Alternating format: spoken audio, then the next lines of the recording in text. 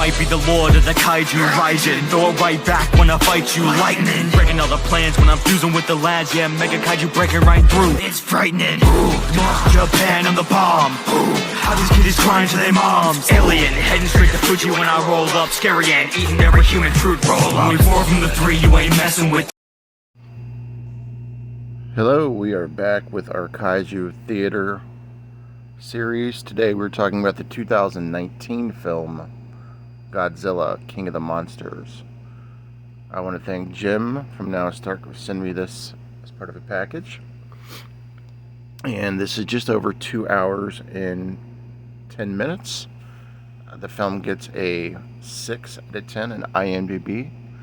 Directed by Michael Daughtry, who's just from Columbus, Ohio, by the way. He was also responsible for Trick or Treat, one of our favorite Trick or Treat anthologies, Halloween anthologies, Trick or Treat.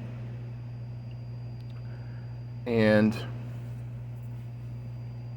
this is a follow-up to the 2014 film. Basically, after all of the mass and everything that's happened since then, there's these groups that have formed.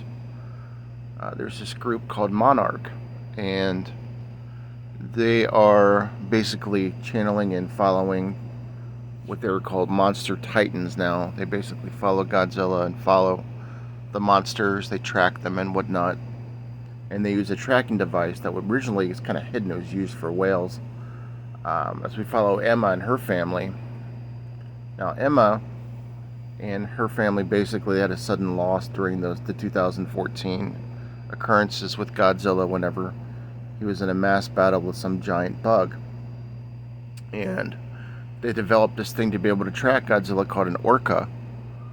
And basically they track everywhere he's coming and whatnot, and other monsters that might be out there. But a lot of them are still contained, they're still frozen and whatnot, so they basically just protect and watch over things. So meanwhile,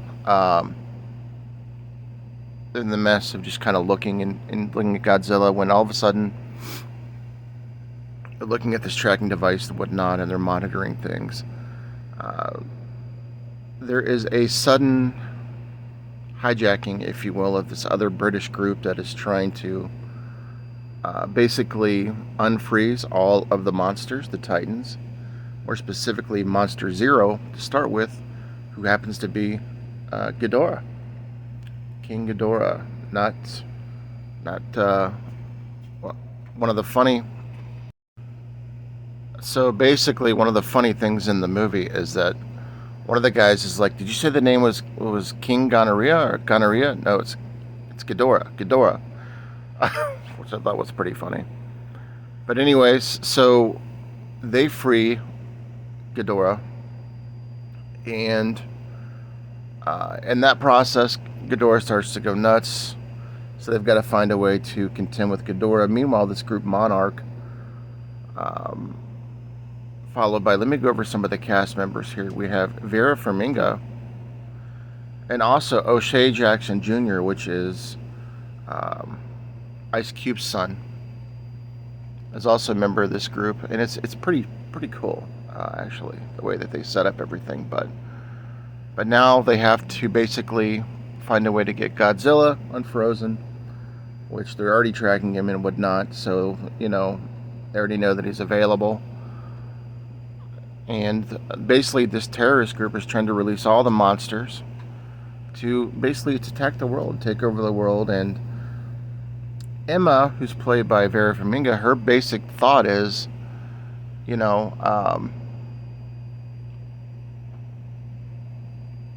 if we let these monsters loose at some point in time, she announces that these monsters are going to help bring, the world back to regular living.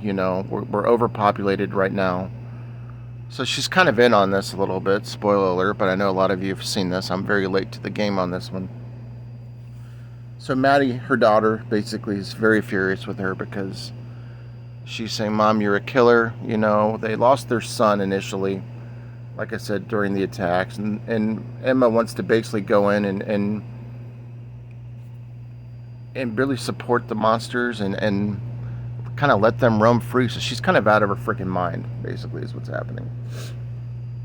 So Godzilla, you know, he comes to defend the world, whatnot, and fights King Ghidorah, you know, Monster Zero. In the process of that, other monsters are unleashed. So, you know, to get into it specifically,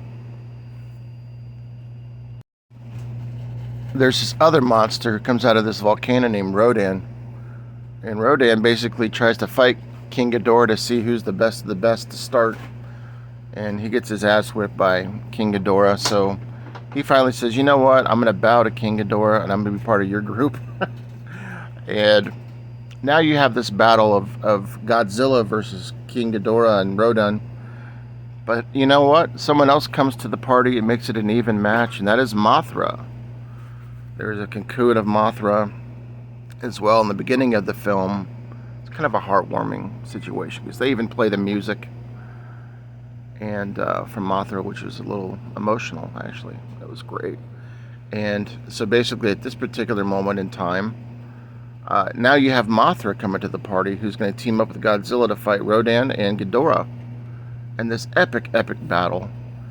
So, you know, the fights are big. They're getting into it. Of course, the monarchs are still fighting to try to help Godzilla, and just like the military do in these films, they don't seem to do a whole lot of damage, but they're there. And, you know, Godzilla has a couple losses throughout the film. You know, you think he's gone at one point, but he comes back. And the one point I always talk about with the Mothra is like, Mothra, I just want her to stop fighting. But I learned over the course of these films that Mothra just doesn't die, okay? She dies, but she comes back. So she's just superhuman, right? So Mothra and Godzilla fight Rodan and King Ghidorah. And it's just kind of an epic battle. So, a very climactic ending and a twist ending, might I say. You find out some things in the end of the film that you didn't know. I would say that on this particular film,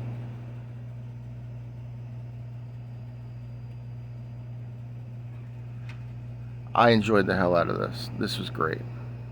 I would say right now, I would give this one about a 4 out of 5 Boglins on the Boglin rating. Just the action in this movie was great alone. I loved the battles. Now, as far as the plot I thought could have been a little bit better as far as the writing and whatnot. I get what they were going with it. I know some people didn't like the plot to it, but I enjoyed it. I thought, you know, the characters that played in every single role did really good as far as the acting. Like I said, very cool. Mothra was badass in this as well. But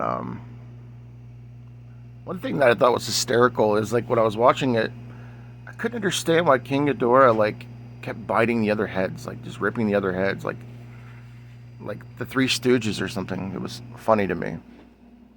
But anyways, I'll catch up with you guys later. Thanks for watching. This is Hobbs Horror. Peace. Welcome to the house on the A6 block. I'm just chilling on the porch in my chair I rock. I'm your host Jimmy Biggs with the coolest clip. The only light outside is the full moon lit. Welcome to a world mixed with evil and good. If you ain't plan on staying, then you misunderstood. This ain't a nightmare, the figment of imagination. Step aside and the house will awaken.